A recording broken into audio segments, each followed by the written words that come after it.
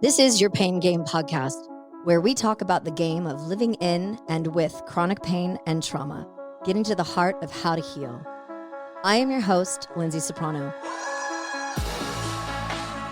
On this show, I plan on discussing with doctors, chronic pain patients, holistic practitioners, loved ones, and anybody that is interested in having their voice heard in the chronic pain and trauma world that we live in.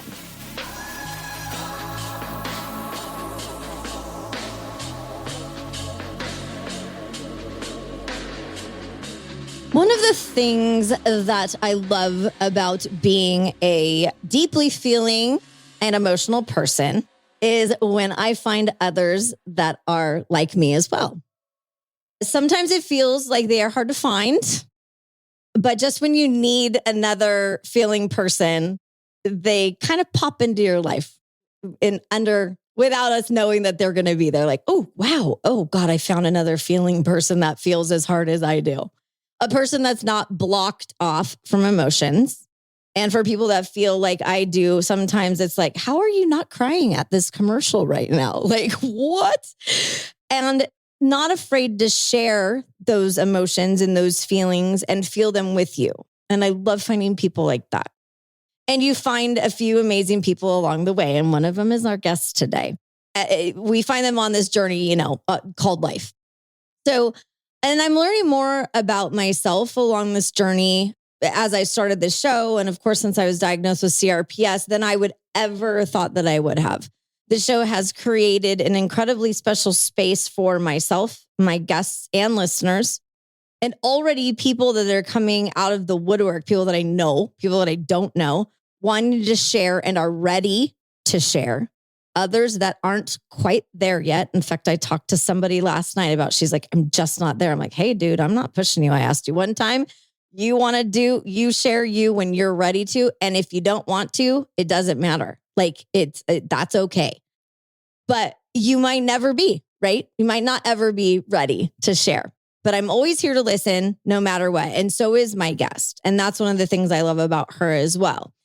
And, I feel blessed to unfortunately have been diagnosed with what I've been diagnosed with, but I feel blessed that it has brought me to the place that I'm at where I am able to reach out and touch and talk to and meet people like my guests and other guests that have been on the show.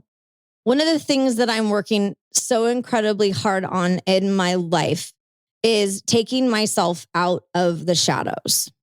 Because I feel like we all have a chance to release a little bit of darkness.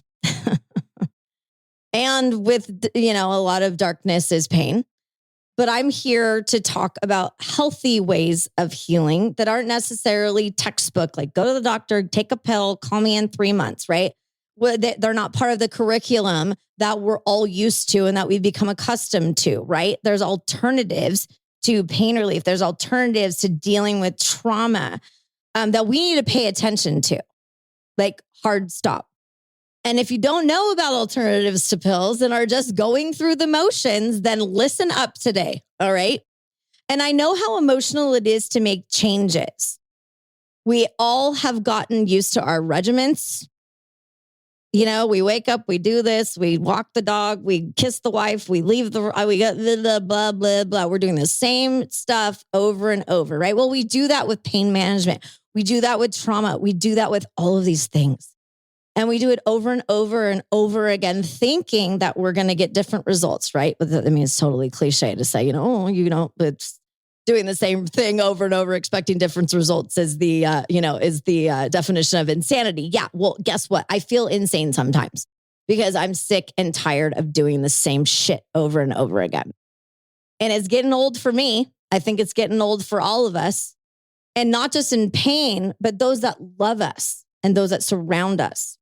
And those healers, not unlike our guests today, that actually care. And I'm not saying that doctors don't care. I'm just saying that there are people that care differently.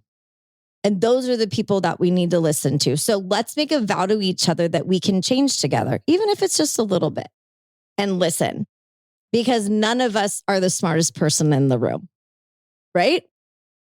So my guest today is also a deeply feeling and emotional person.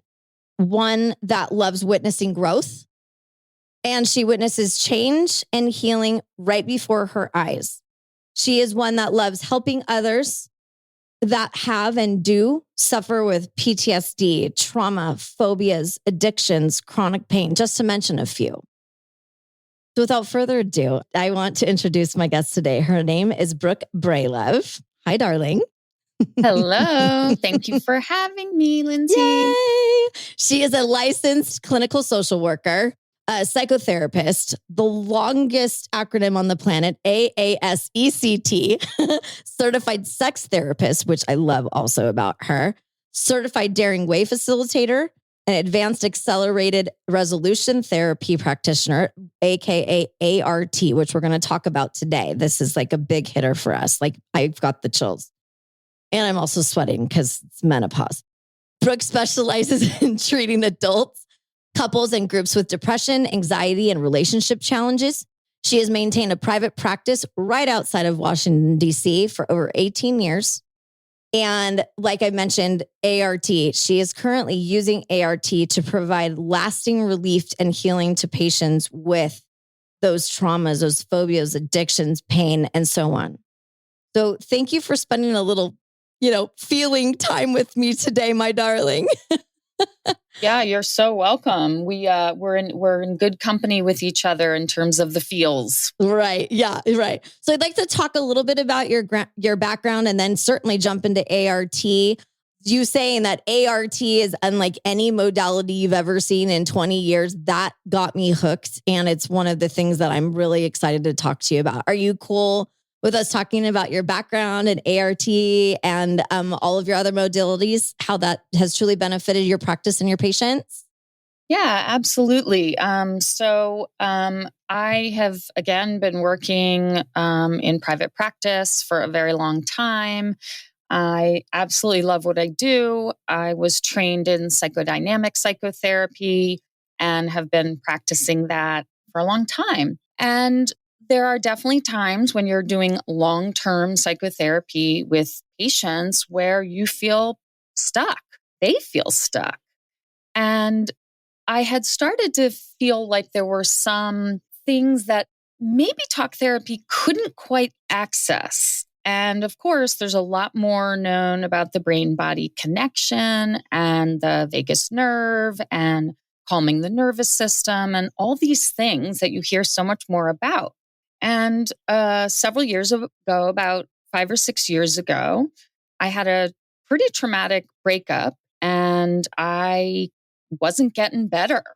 My talk therapy wasn't quite working. I did some other kinds of therapy, and I was kind of at the end of my rope here in terms of how this breakup continued to have a hold on me.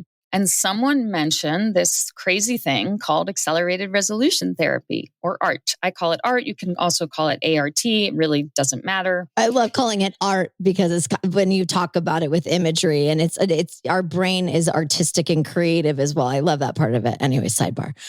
Yes, there is no doubt that art is also a very creative process. So the name is sort of fun.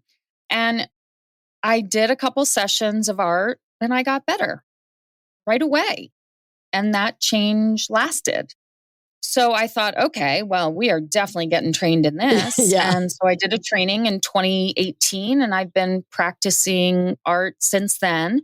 But it definitely has picked up in the last year or two where I am on board, so excited, am really seeing tremendous, tremendous healing in front of me in 60 minutes.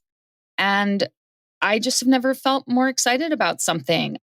I know I probably sound a little crazy sometime because a lot of people do describe art as magic.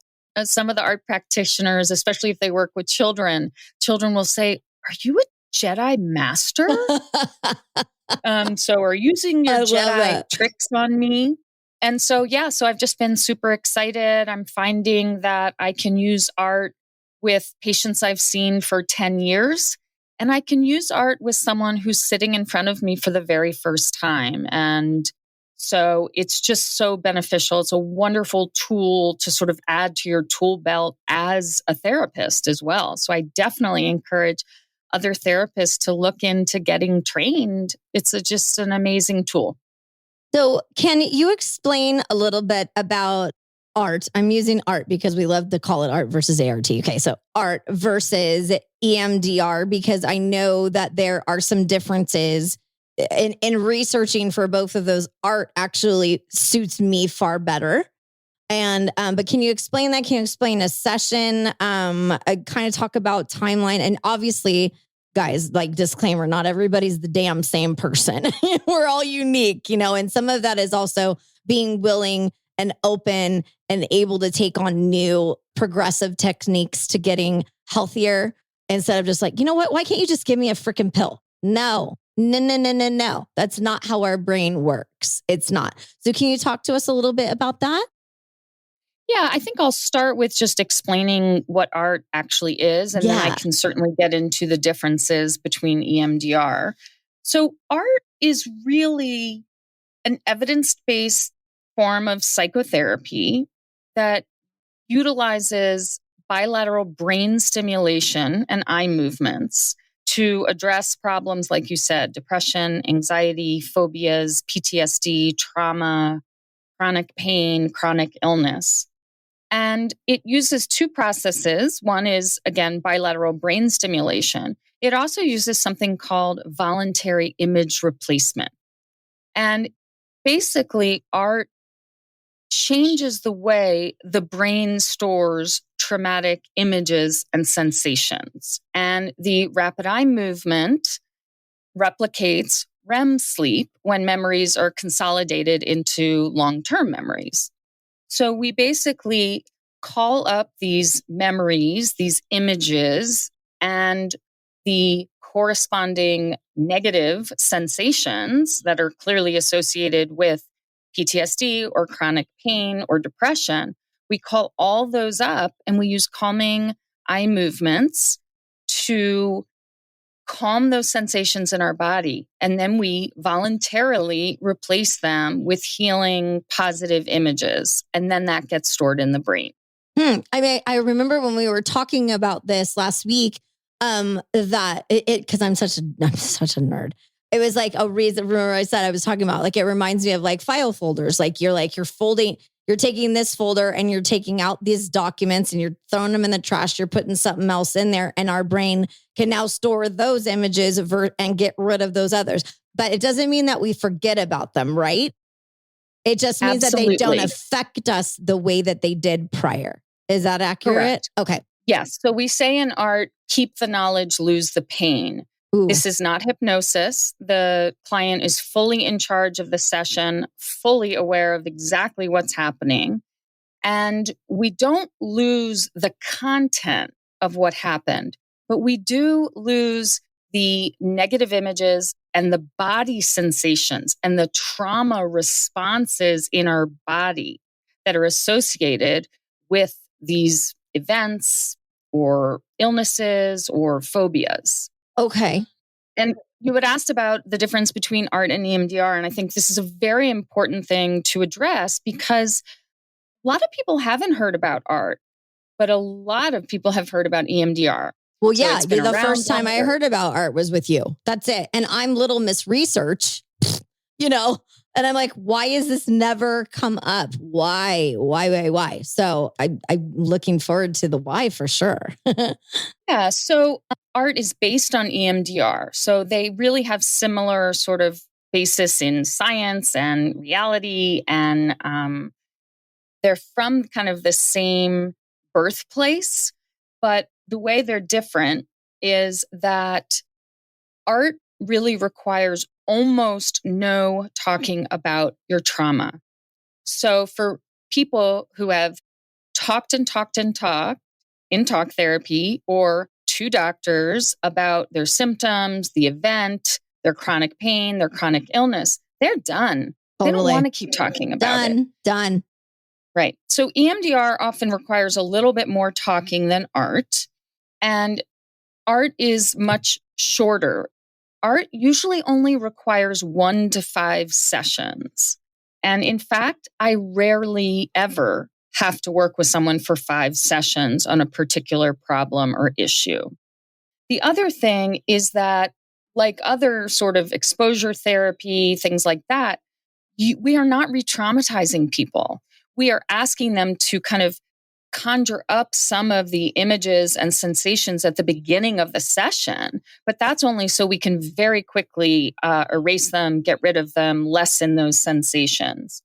And the other thing that's really different about art from EMDR is it's called accelerated resolution therapy, because there literally is a resolution at the end of every session. I have yet to start a session and then end it in some way that doesn't feel good for the client and a way that they feel that they have accomplished something.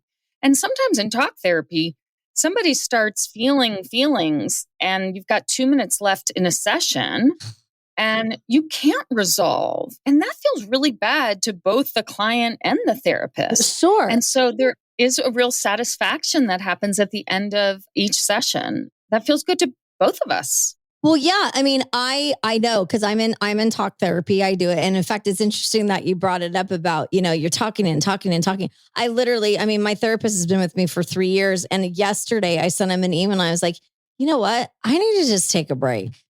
I am tired of talking about my life.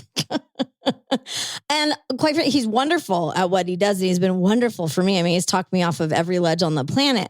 But I'm like, I feel like every week I'm just saying the same damn thing over and over again. And it's not that I'm not getting results from him because he does. I take some incredible things away from him.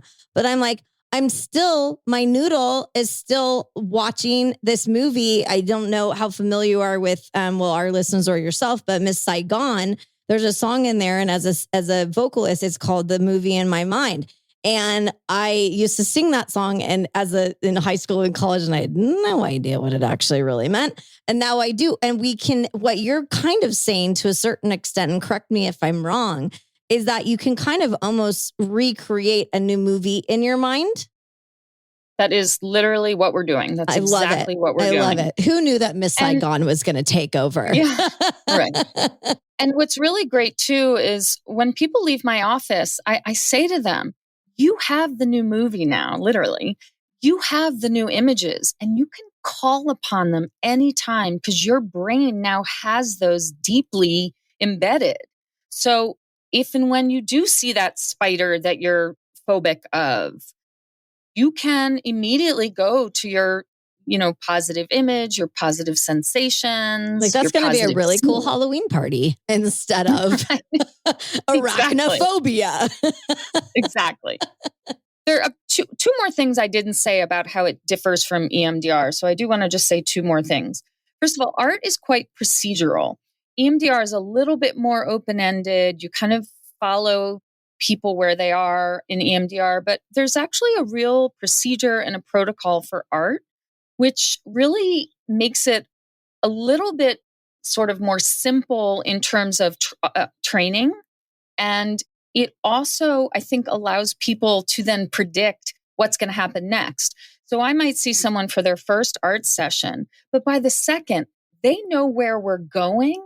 And what's amazing is their brain knows where we're going and will sometimes just move ahead to the next step because it knows what's going to happen. And so that's really cool and really empowering. It's kind of like a map. Like I've always said I wasn't given a map at birth, right? And there are some that have been like, wow, you just literally followed exactly the thing that was, and I am not that person at all. I've never had a map. GPS doesn't even work for me. But that's really interesting because that means that like I show up to your second session and I'm like, I already have gas in my tank. I've already got a map in my pocket. I'm good to go. That feels so secure and safe. That's exactly right. We want that, right? When we're talking about trauma, 100%. PTSD, chronic illness, we want that safety, that predictability, that reliability. Right. And I think you're absolutely right. It's great for that. Yeah. And I think, a lot of my personality type, and as I've been doing this show, actually, I've learned, fortunately and unfortunately, more about myself than I would like. Like I can't even explain it, but I'm I can't believe how many places, and I'm a smart chick, how many places I've just missed the mark where I could have just made that one little change and it would have shifted me to a whole different plane of existence. And especially when it comes to my pain with my body now. So oh God, I'm so excited to do our session, by the way. Oh my gosh. Yes, I know. And then the last difference between art and EMDR is EMDR and a lot of regular psychotherapy is focused on thoughts and feelings, and art is focused on images and body sensations. It's really focused on where do you feel that feeling in your body and what sensation, how would you describe the sensation? So it's just a little bit, again, we're focused on the body, and most of us know the wonderful book on trauma, The Body Keeps the Score. And every that's really freaking episode. I'm not kidding you. I swear. Every episode. And I love the book. I'm on round 3 reading it. So what you're saying is, I'm going to use me as an example because I don't have anybody else in the room. So from my hips down, right, is the majority of where my CRPS lives. It lives throughout my whole body, but the pain is from my hips down. So you're telling me that when we have our session in a couple of weeks, I'm so excited. Yes. That I would be talking to you about where my pain lives and how it feels. Can you talk to me a little bit about how that works? Because I can tell you exactly what my legs and my feet feel like. Right. So it's not that you would be telling me about it. You would be imagining, sometimes with chronic pain, I ask people to imagine, you have to come up with, again, that movie. So I will ask people, what is the worst experience of your pain that you can possibly think of? What was your worst day? Or when was the first time you felt? Or when was the most recent, right? Because those are the sort of 3 things that usually stick out. So maybe you had one day where your pain was so off the charts. And I would ask you to bring up the movie of that day. And while you were doing, right, and see, look, you can feel it now, right? Yeah, 100%. I know exactly the moment. Yeah. And so, right. And so, and so you're like, that's what I need to work on. And again, for a lot of people, let's say they had repeated sexual assaults. We would say, what was the worst sexual assault? What was the first sexual assault? And we would start there. So you do try to go back to the sort of earliest time that the person felt a specific way. And then we ask you to imagine it while you're doing the rapid eye movements. Tell us what's going on in your body. And using the rapid eye movements, we change those sensations. And then over the course of the session, we replace that movie with the way you wish it had been. So for you, again, I'm making this up because we haven't worked together yet, but my fantasy would be that if your pain is mostly from the hip down, that maybe part of your new scene would be you dancing. You also said you're a vocalist. Just said in my brain, I literally was just dancing. Like and I talked to my sweetie about it, but I have this like weird, excuse me, I'm crying. Of course I am. Jeez Louise, this is the feeling part. I'm completely obsessed without me even really knowing it. Sometimes I know I'm doing it and sometimes I don't, but I know it's happening, if that makes any sense. But like, I'm like driving my car and I'm going down the road and there's like the high school team. I live around the corner from my high school. And there's like, right now it's like track. And I've got all these guys in there with their little shorts and their shirts off and they're sweating. It's 95 degrees. And I'm like, why are you running right now? It's too hot. But I'm like, and I literally say out loud, take care of your legs. Because I constantly am looking at people running, at people walking, at shoes, at feet. I look through catalogs and magazines and I'm always looking at how other people. Yeah. Comparison and grief. Yeah. Right? It's nuts. So painful. So when we do our session, I can't wait to see how your brain decides it wants to heal that part. Yeah. And again, we hope to heal your trauma related to it, but we can also probably make your symptoms better. God, and of course, amazing. There are no guarantees, of course right? Not. There's no guarantees. I want to be really clear. I had a woman, I worked with a patient And she came in and we worked on multiple things actually. But one of the things she came in with was she'd had a kind of traumatic emotional accident that led to severe pain in her foot for 2 years, every day, constant, all the time, always hurting. We did one 60-minute session of art in which she went through that traumatic accident kind of, occurrence. And of course, she felt better at the end of the session. And that was 9 weeks ago. And since that day, not one moment of foot pain. That's Not one moment. In insane. fact, she actually said that she almost forgot that her toe was even there. That's so interesting. And that's real. That just happened. Yeah, no. I totally believe you because you've told me multiple stories and we talked before this episode.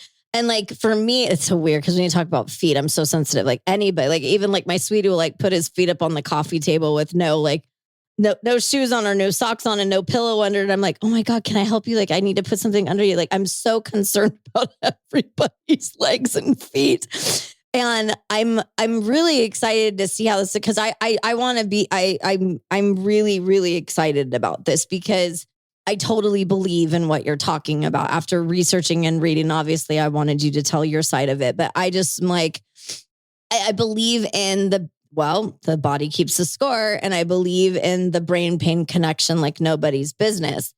And man, if we can get my feet to not feel like I'm walking on gravel and broken glass and Legos and hot coals and my temperature changes and all of it, like, wow. Like I told you, I will shout your name off the rooftops all over the globe. Yeah. And, it's your scene may involve you tap dancing on a piano or on a big stage. I already know what I want that image to be in my head because I've been writing about it. I have pictures about it. I have journals of it. I've cut out pictures in magazines of things that I'm like, I want these shoes. I want, like, I've got, like, in fact, today I finally sat down, like, you get like a stack of magazines and catalogs that come, like, I don't have time to look through that. This morning I sat down in preparation for an episode and maybe this is the reason why, actually, of course, probably. I was like, I kept pulling out pictures of people that were dancing that had these beautiful shoes on their feet and I did that all this morning. That's weird. That's totally that is random. amazing. Totally random. Or is it? I don't know. Well, I'm prepped and ready. I'm one that does her homework. That's for sure. Okay. So if you don't mind me asking, and you can dodge this question, but how do you feel when you watch your patients go through this? Like, because we all put our crap on other people, right? Especially in the pain community. Well, not just pain, like we all do. We're like, I'm having a bad day and we take it out on people, whatever. But you listen to, because you don't just do art, you do, CBT, you do all of this stuff. So how do you handle and compartmentalize people like myself who are sitting here crying on a podcast with you? How do you deal with that? Like, how do we care for you back at you? Well, I think there's sort of two answers to that. I think there's, how does a regular psychotherapist practice self-care? As we are certainly not usually hearing about people's best day or their favorite day or, that kind of thing. Right. We do hear negative, hard, traumatic, sad things. Yeah, like why would we go to therapy to talk about everything that's going great in our life? Right. And people will sometimes say that to me. They'll go, I'm really sorry I'm being so negative. Oh. And I'm always like, but that's why you're here, right? Right. I'm interested in your successes and want to know, but I certainly can understand, you don't need to apologize for that. So again, how do I take care of myself in terms of just regular sort of talk therapy? I have an amazing network of friends and family. It's great to be friends with therapists because they're amazing friends. Oh. And so I can talk professional stuff and personal stuff. So I really surround myself with really supportive people.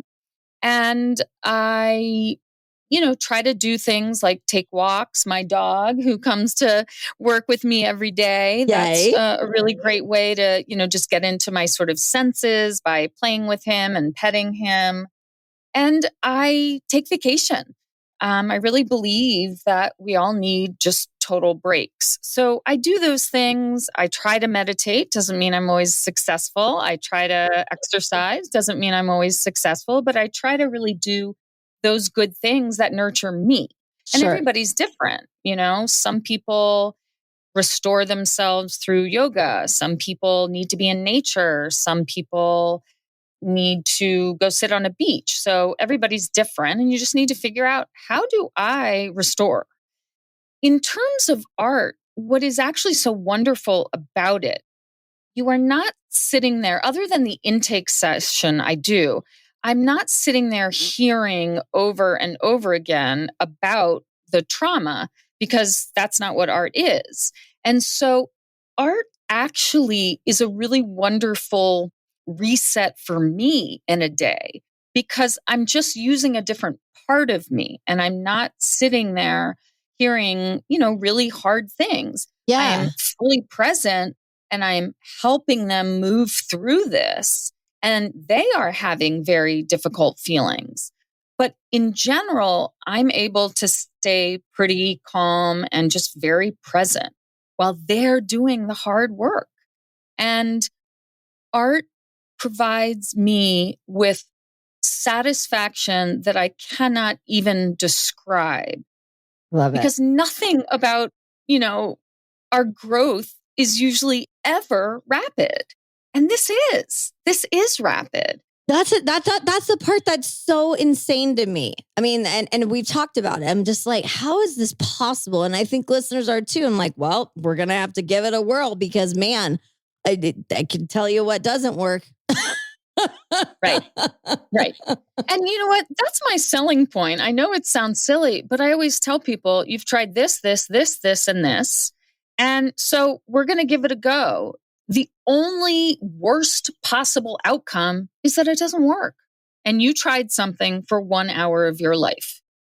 And I cannot guarantee it works for everyone. That wouldn't be reasonable. That wouldn't be honest. But I will tell you, I've probably seen between 80 and 90, done 80 or 90 hours of art. And I definitely can count on one hand the number of people it just hasn't worked for. And there are a variety of reasons. And sometimes I don't know the reasons. And that's okay. But for the majority of people, they're better. I just had a woman in here who has literally my last hour before this podcast was a woman who has, had debilitating anxiety, panic attacks. And we measure the intensity of those feelings at the beginning of the session. And then we measure them again at the end. And she got down to a 0 in terms of intensity of feeling those feelings. A 0. That's insane. She started at a 5, which is kind of halfway between this is the most intense feeling and I can't handle it. She started at a 5. And at the end of the session, she was at a 0. That's amazing. And I did an episode. It was a solo episode where there wasn't a guest, and I talked about my debilitating anxiety, and I've had it since I was a little girl. And for me, I started taking Lexapro, and all it did was cause a billion other problems. And I was like, nope, not happening. And I'm not one to hop and take pills at all. But it was like, it got to the point where it's like, I even listened to myself on my episode, because I listened to my episodes a couple of times after I record them, because I want to learn more about myself. I want to learn more about my guests. I want to be better at what I do. And I was like, holy shit, I'm not going to take a pill, because it caused, and I'm so anti-pills in the first place. So for me to have done it, that for me showed me how debilitating my anxiety was, because I was willing to take it. And I was like, nope, never mind. That was fun, but no, not happening. And so that for you. Yeah, that in of itself, you've got a lot of work going ahead of you for my session, honey. I can't wait. I like a challenge. Oh, me too. Me too. And I'm a challenge. That is for sure. And I like being a challenge. I mean, it's part of my personality type. Like I don't want to. And that's one of the things I talked about Lexapro when I talked to my psychiatrist about it. I said, I feel numb and I don't feel like I'm feeling anything. And my libido blows. And I'm like, I'm not doing it. I'm figuring out another way. And that was actually the day after you and I talked, ironically. Oh, wow. Okay. So I was like, well, interestingly enough, I think I'm going to try something else than a pill, Mm-hmm. But yeah, and I do want to make space just also for the one thing about art that's so important is you don't have to stop doing anything that you're already doing. Right. So for someone who is on an antidepressant and that's going well for them, they don't have to stop their antidepressant to start art. They don't have to do homework in between sessions. They don't have to do a ton of research unless they choose to. I mean, I always want to work with someone who's very informed, but there's not a lot of work you have to do before. And you can continue if you're already in therapy. I always tell therapists, if you've got somebody who's stuck in a trauma, a phobia that just won't budge, again, chronic pain, that you have not found a way to work with it, send them to me for 1 to 5 sessions. I'll send them right back to you, or they'll continue with you because this is not long term. You could make it, I guess, if you wanted to make it long term. If you kept finding things to work on, that would be reasonable, but it doesn't have to be. And again, the whole point is that it's not. That's the whole point. Accelerated, that word matters. Yeah, it does matter. And as somebody that's type A and wants things done, blah, blah, blah, I am trapped in a body that never gets things done the way that I used to. And so that's why the accelerated part of it is like really great for me. Yeah. And I think what's also interesting is that when I tell people about it, the first thing they say is, that sounds too good to be true. Sure, of course. And Lainey Rosenzweig's new book is called Too Good to Be True. So we all get it. We get that this sounds very hard to believe. And I welcome skepticism. I don't take it personally. It makes sense that you're skeptical. You should be skeptical, but try to just remain a little bit open, and then I can work with you. Right. I want to sort of explain that there are 3 prerequisites to do art. Oh, okay. One is, that's important because that's our first screening tool. One is, can you hold a thought? 2 is, can you move your eyes back and forth? So may or may not work with someone who has seizures or major concussion, things like that. Okay. And so I always tell people, if you have any doubt, you check with your doctor, of course. And the third is, are you motivated to change? That one's a little bit trickier. Sure, okay? Of course it is. When you're working with chronic pain, chronic illness, or complex PTSD, people, of course, want to change. They are dying to change. They want desperately to feel better. But we also have to address occasionally is that secondary gain, that unconscious gain that they might have by staying stuck. Staying stuck is familiar. Staying in pain, staying in distress is familiar. And we gravitate toward what is familiar, not because it's good for us, but just because we know it. Right. And so when I tell people that, I am not blaming anyone for their symptoms, for their pain, for their trauma, for their experiences.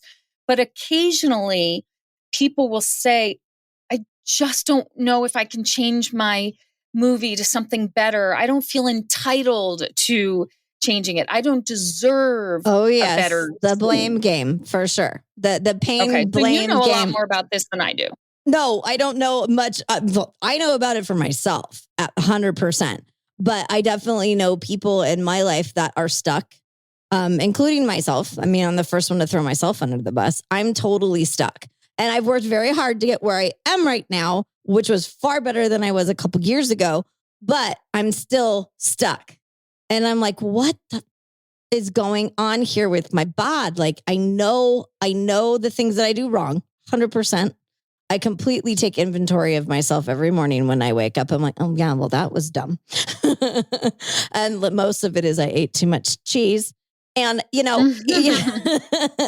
but, we do these things and we're like, well, why are we expecting different results? Like I talked about in the beginning of the episode, we do these things and we're like, well, why are my pants too tight? Or why do I feel like shit all the time? Why does this continuously happen to me?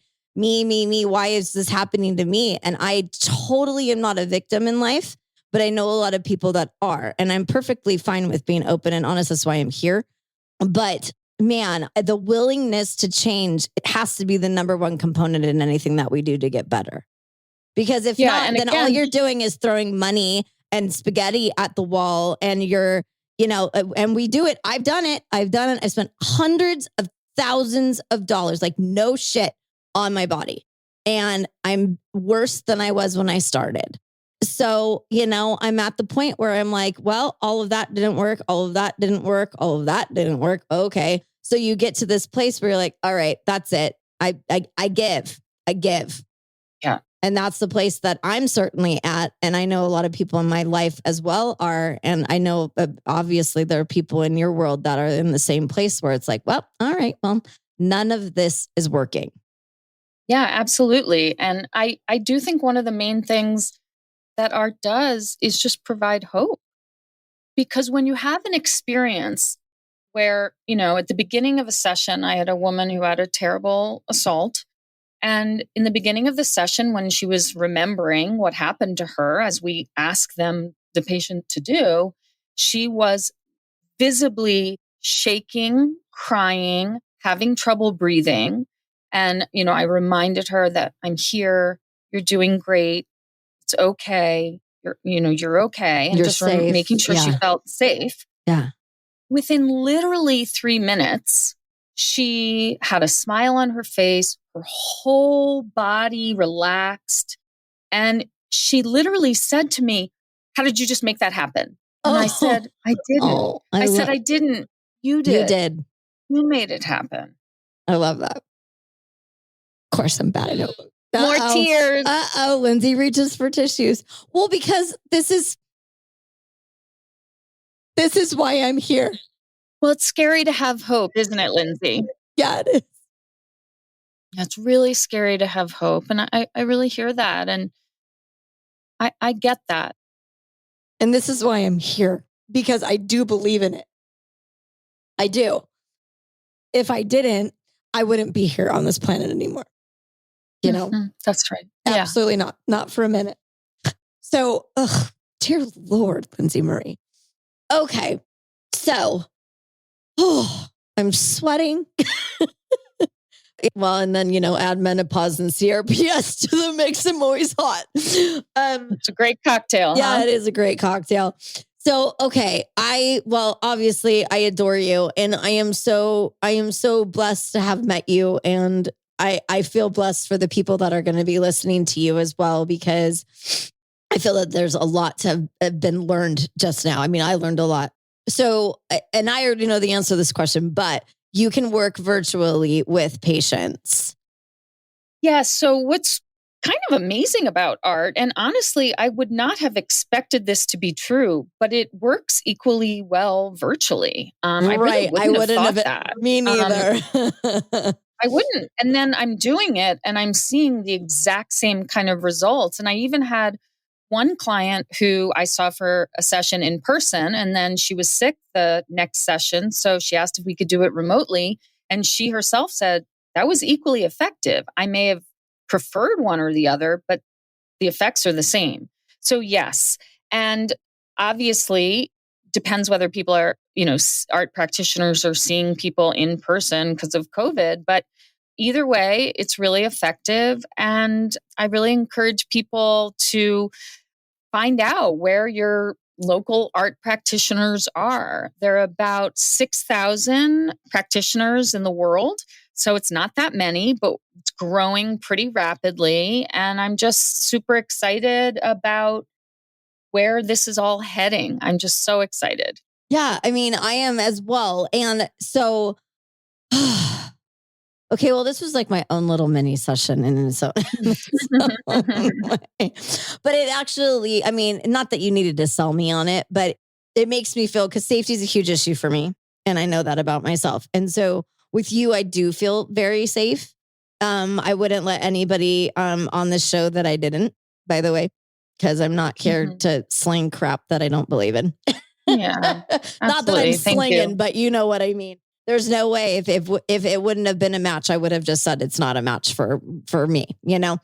And I'm so happy that you can do it virtually. I mean, our whole world had to change. Our everybody's lives had to change with COVID, obviously. And I feel like to a certain extent, I know that a lot of people have been lost in that. And I think everybody knows somebody that lost somebody during COVID. And I don't want to put that, I don't want to mute that, but I do think we did get a lot out of it. And this is one of them, is that we are able to meet each other virtually and still get healing results from it. And because I can tell you how many times I want to walk into a doctor's office. I don't. Yeah, I don't. Absolutely. I am so tired of it. Unless I absolutely have to be there, like for an MRI or whatever. Like I'm like, just talk to me on telemetal, right? Saves money, it saves time. I mean, it says anything. But anyway, so okay, so before we end, is there anything else that you wanted to, end our little episode with today? Because you've just been absolutely spectacular. I think I just want to encourage people, whether they try art or not, or EMDR, to really understand that it's really about the body. It's really about the body and the connection to the brain, and learning to regulate your nervous system, learning the tools, learning about the vagus nerve, understanding that when I have a feeling of anxiety, my throat gets tight, or, I know I'm angry because I look down and I'm clenching my fist or clenching my jaw. Really just be more in your body. And I know telling someone with chronic pain to be more in their body seems counterintuitive, but the more we all can get to know what is going on inside of us, the more we can heal. Sure. I love that. And you're right, because I'm like, the last thing I want to do is be more in touch with my body. Well, I love everything that you've talked about today, because I think that it doesn't just talk about ART, but it really does art, that it does talk about us, really being willing to make changes in our world and ourself. Yes. Because it's and I'm terrible at it. If I'm not good to number one, then I can't be good to number two, number three, number four, number five. Absolutely. Okay, so guys, I'm going to post up on our show notes for this episode her website, of course, but just so I can say it, it's brookebralove.com, but it's not Bray like Bray, but it's Brooke, BROOKE, BRALOVE.com, which, I mean, her name it's like stupid. I think I chose you to like interview in the first place when we were looking for some guests, that I was like, her last name is like it. Like, I've got to talk to this woman.